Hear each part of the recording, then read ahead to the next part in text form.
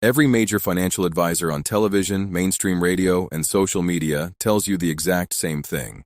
They look you dead in the eye with absolute confidence and say, just buy a standard index fund. Put your hard-earned money in, turn off your brain, automate your monthly contributions, and hold on tight for the long haul. They call it the ultimate foolproof buy and hold playbook. And to be completely fair and realistic, during a roaring, decade-long bull market driven by central bank liquidity, that playbook looks absolutely beautiful. It makes you feel incredibly smart. It makes you feel like investing is a completely solved game with zero permanent downside. But there is a massive hidden flaw in this mainstream financial advice. Economic historians and independent market analysts have pointed out a brutal historical truth. Standard buy and hold strategies fail catastrophically during true systemic crises.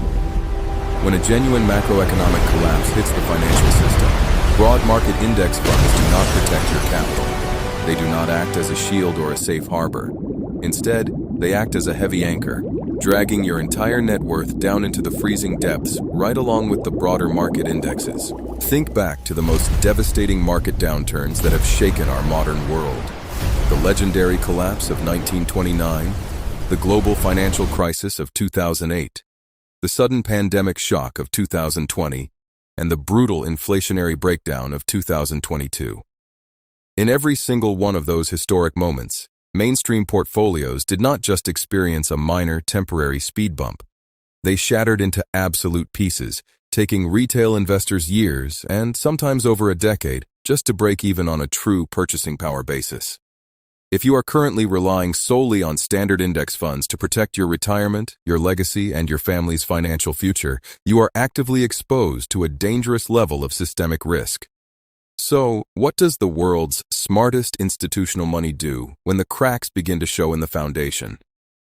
When the global financial system starts to buckle under the immense weight of unbacked debt and runaway inflation, elite investors do not just sit there passively like sitting ducks and take the hit.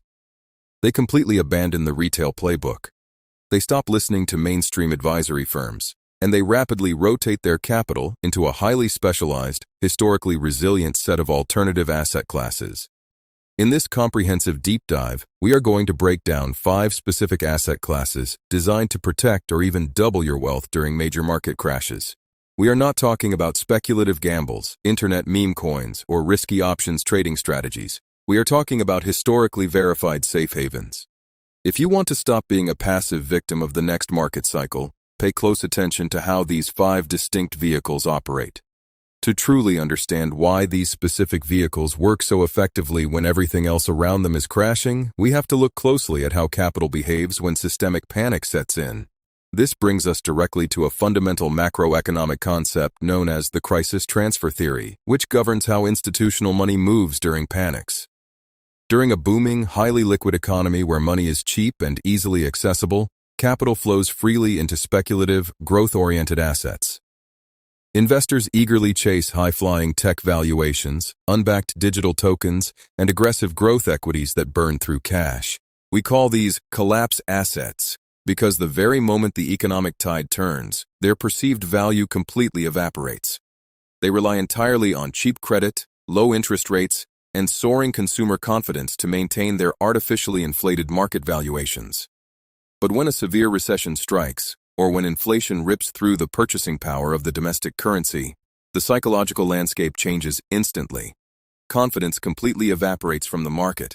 Credit dries up overnight, and banks stop lending to high-risk borrowers. When that happens, a massive structural shift occurs across the global financial system. Smart institutional money moves systematically out of these collapsing paper assets and into vehicles that are defined by 3 immutable traits: tangible scarcity, essential utility, and historical resilience. The crisis transfer theory proves to us that wealth does not simply vanish into thin air during a market crash. It changes hands. It transfers directly from the hands of retail investors holding speculative paper promises into the hands of prepared investors holding real defensive utility. But wait, if everyone knows a crash is coming eventually, why doesn't retail money just buy these assets right now? Because Wall Street makes billions in fees keeping you trapped in standard mutual funds while they secretly accumulate the very assets we are about to reveal. Here is the exact list they don't want you focusing on. The first critical crisis asset class we need to analyze is a category we call the leverage elements, historically known as gold mining stocks. Now, let us be entirely clear about the massive operational difference between holding physical gold bullion in a safe and holding gold mining companies. Physical gold is a classic, passive store of value. It is an excellent defensive tool to preserve your purchasing power over long periods of time. However, during specific macroeconomic moments when the credibility of fiat currency drops significantly, gold mining companies can see their corporate profitability absolutely explode. Why does this asymmetrical explosion happen?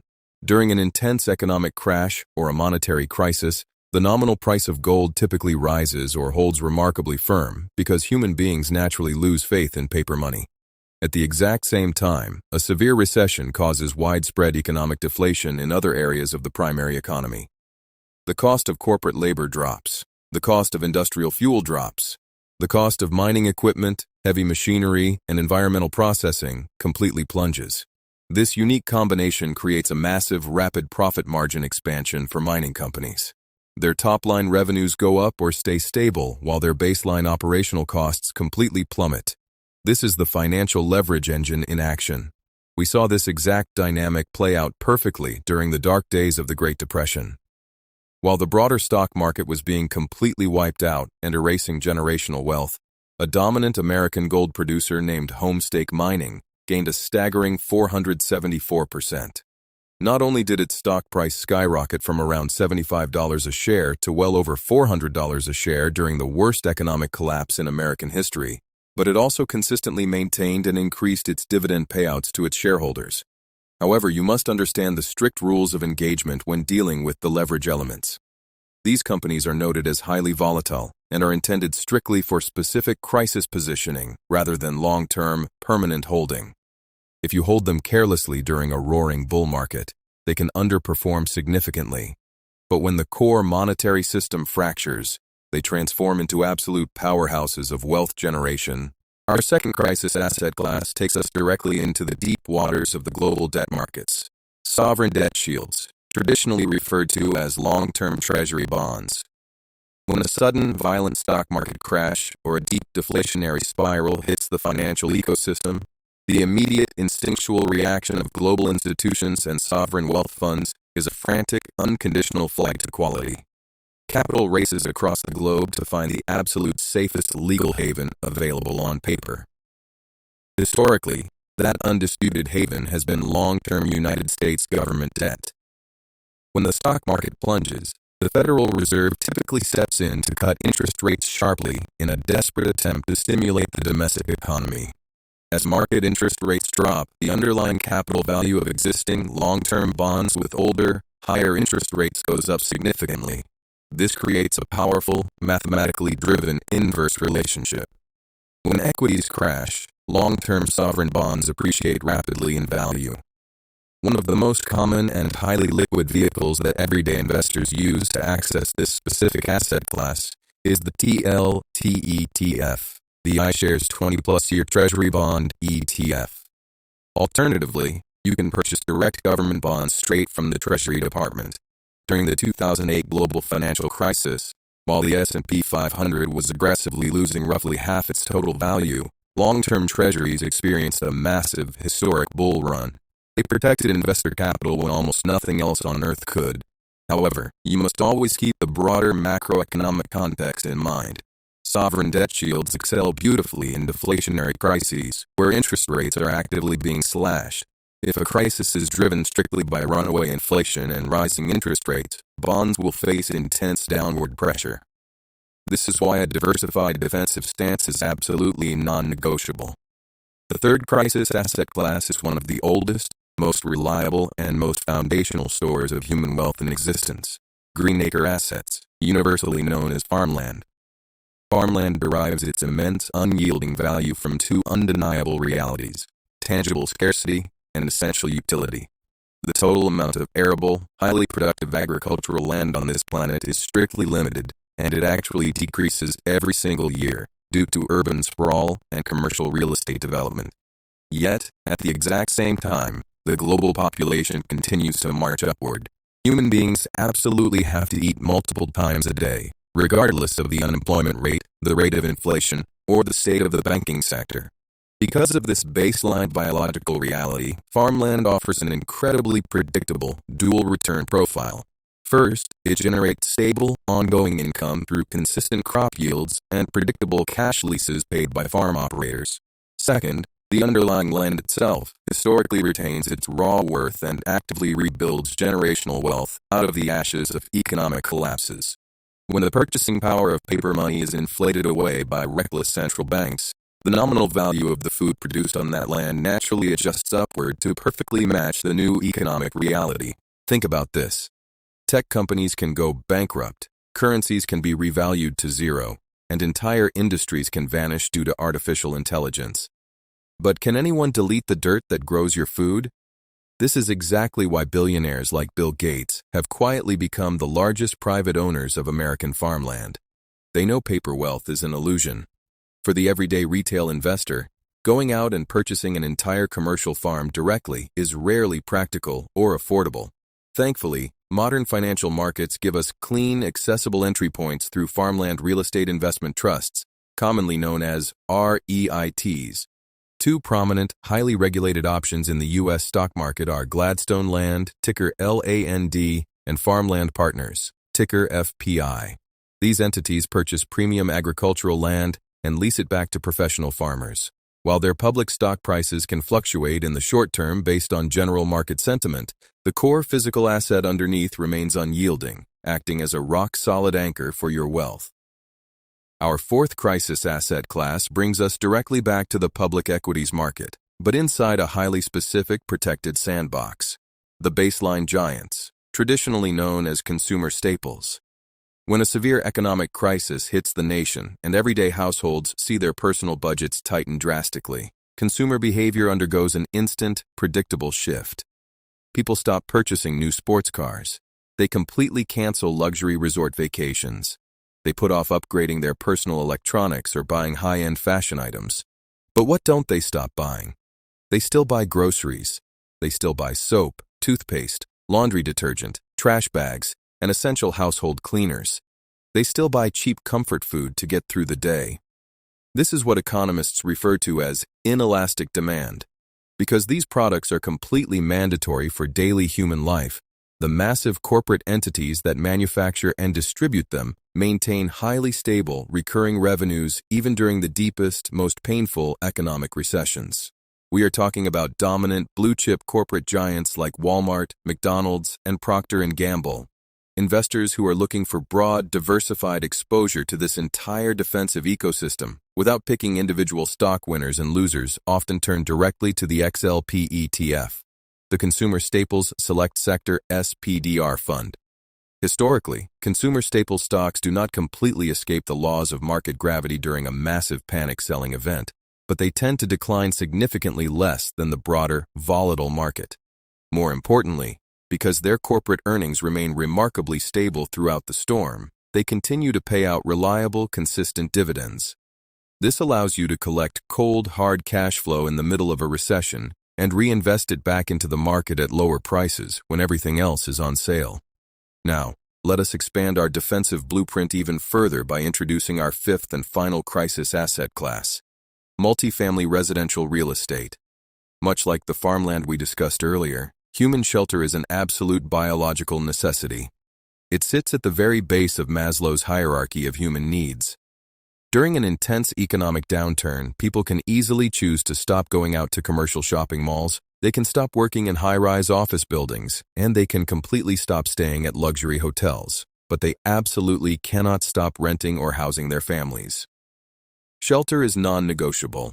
During a broad recession, a unique and highly profitable dynamic occurs within the residential housing market. While high-end luxury real estate and commercial office spaces collapse entirely, affordable multifamily residential housing holds incredibly steady. When a major financial crisis causes a massive wave of single-family home foreclosures, just like we witnessed in 2008, it actually forces a massive demographic of former homeowners back into the rental market. This sudden influx of tenants dramatically drives up rental demand for affordable apartments and multifamily units, keeping occupancy rates incredibly high across the country. Think about the power of this positioning. You are investing in an asset class where economic pain in the broader markets actually increases the customer base for your product.